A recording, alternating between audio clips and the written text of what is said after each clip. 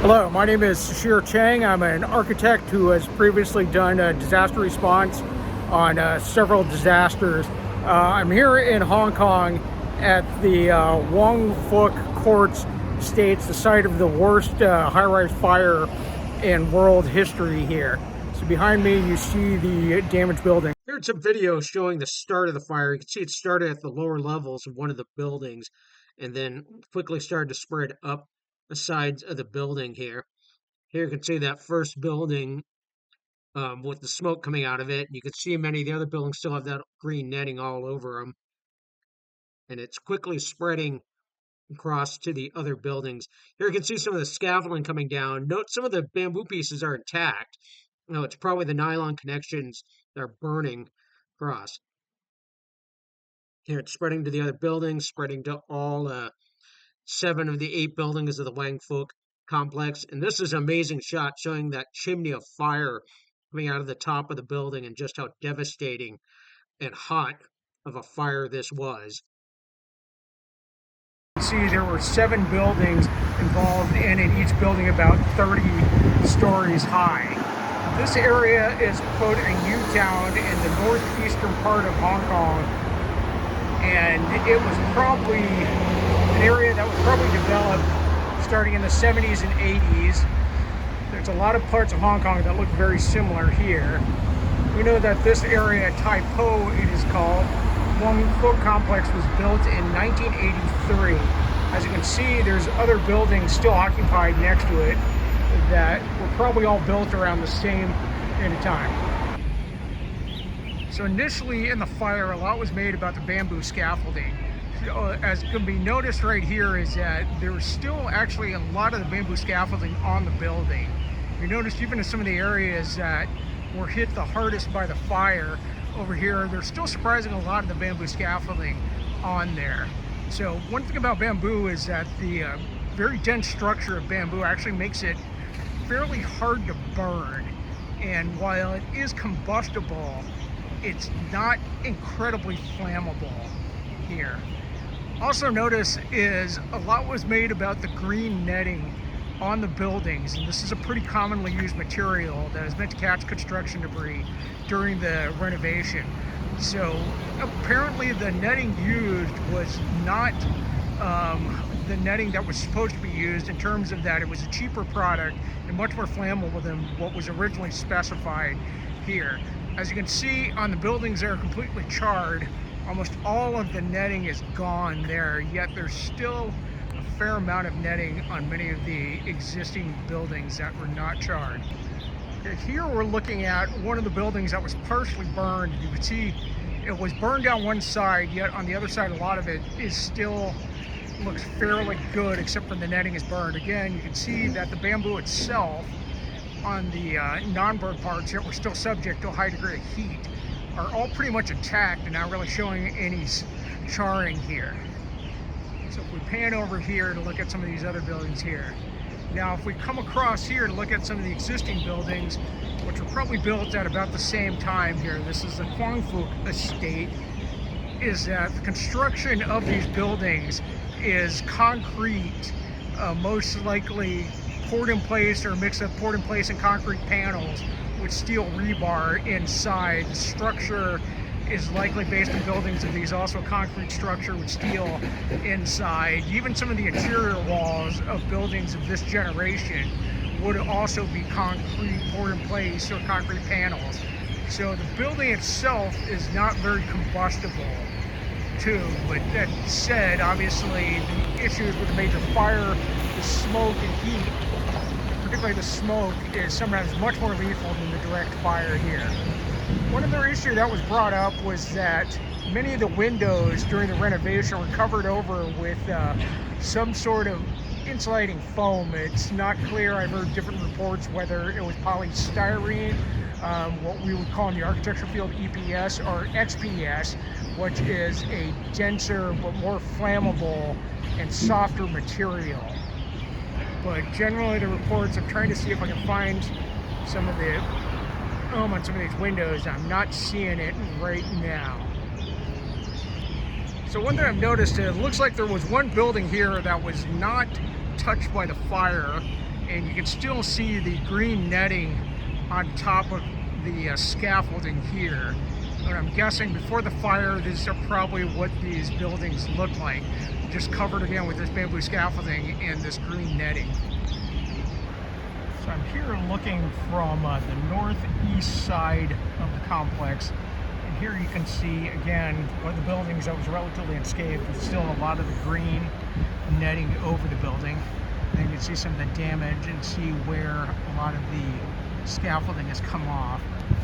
As noted though, because the building is a concrete shell, most of the frame looks intact of the building. It's difficult from this distance to ascertain how much other damage is to it, though you can definitely see on some of the windows that there is fire damage to it. So zooming in here tightly, you can see the damage where many of the windows are burnt out, though it definitely looks like some of these other windows, they are intact. I think from here you can start to see some of the foam panels that were used to close the windows. One other thing that's interesting is you can still see a lot of the window unit ACs here on the building. And you know, these are generally just made with light gauge aluminum, but it's hard to tell how much damage is to them. I can even start seeing now some drapes actually inside some of these units. It did not look like they were directly affected by the fire. I think that goes to one thing, that even though the fire was horrific, probably most of the deaths were caused by smoke inhalation rather than directly the fire itself. I mean, certainly looking at those drapes, you'd think they would have just gone right up, but apparently they're still in place. Again, what kind of lessons to be learned from this that could apply to other projects, that the importance of really stopping the smoke, increasing the ventilation, how important that is at the same time with dealing with the actual fire. It's not just a flammability issue, it's a ventilation issue. I was not able to make it inside the buildings themselves, but looking here at a schematic floor plan of a typical residential floor of one of the Wang Fuk buildings, a few things stand out. First off, in these Hong Kong buildings, space is at a premium, so these units are actually pretty small and pretty tight. Looking here at the two fire exits, they are adjacent to each other and likely form what is a scissor staircase where the two stair runs form a double helix. Now, while the stair runs themselves are separated from each other, they're essentially both in one shaft. And this can present some problems because if that shaft is compromised, that will compromise both of the exit staircases. It also might make it difficult for residents to evacuate down there and also for firefighters to come up. And there were reports that this was a problem during this fire. To the extent that the scissor stair is part of the problem, I don't really know, but it definitely is something to look at. Okay, so looking at one corner of the neighboring building here, and this really gives you a sense of the structure here. You can see the ends of the concrete floor slabs along with the concrete bearing walls supporting the building. And again, the Wang Fuk Court buildings we pan over are probably very similar in construction. Okay, so I'm at the nearby Tai Po housing estate, and these buildings look very similar and very well could be identical to the ones at the Wang Fuk Court. These are a little bit different though in that they're built on top of a shopping mall here, but I'm guessing these were probably built about the same time and possibly were renovated at one point also, because they look in a little better shape I think than probably what the Wang Fuk Court was. So this construction type was very fire resistant, and as you can see in the structure itself and the facade of the building, it's not really very many combustible materials, and other than really just the clothes, some probably the window frames, things like that. So it really was happened that the Wang Fuk Court just happened to be on renovation, be covered over with the scaffolding, and also particularly with those green nets that, from what we found out, are very flammable, and they were using the wrong type of netting. Now, unfortunately, because these are built on top of the shopping mall, probably can't get access to that area unless you're a resident. So we're going to find out what the exiting situation like, possible floor plan is. Just kind of give you a sense here. If I look over at the neighboring estate, do kind of get a sense, I think, this at the ground level is certainly much more similar to the Wang Fuk Court. So what you do see here where the exits are pretty close together, the spacing of these buildings is probably very much an issue here. As you can see really how close they are. I'm just going to walk over and get a better view of the separation between the buildings. So here you can see the separation here going all the way up. And this style was called the international style from my architecture friends, and based upon the architect Le Corbusier, who advocated building kind of in this style, building up buildings held up on columns, which are called pilotis, and then with slab and frame construction going all the way up here. To sum up my observations, there appears to be several main factors to consider. One, the bamboo scaffolding, a lot was made of that early on.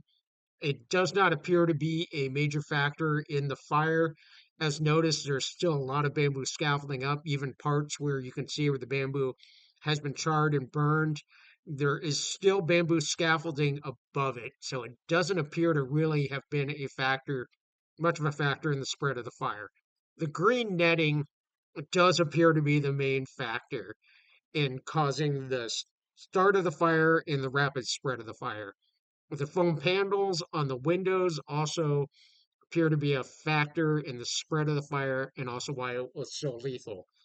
The structure itself appeared to be very little affected, and the buildings, at least from a cursory examination, appear to be still structurally sound. This goes to that the concrete structure of these buildings is very non-combustible, and this is also a construction type that is widely used in Hong Kong and throughout the world, and definitely appears to be able to handle even major fires like this. The spread of the smoke is probably the major factor in what made it so lethal. This is something that's been known for a long time, that smoke is usually more of a cause of death and injury than fire itself. Still, this is definitely something to be looked at, especially with buildings this large. The internal layout of the building might have made exiting and rescue difficult, particularly the scissor stairs, and that is something definitely that should be looked at. The external layout of the building, particularly how close they are, probably led to the rapid spread of the fire to the other buildings. It also might have made exiting out of them somewhat difficult.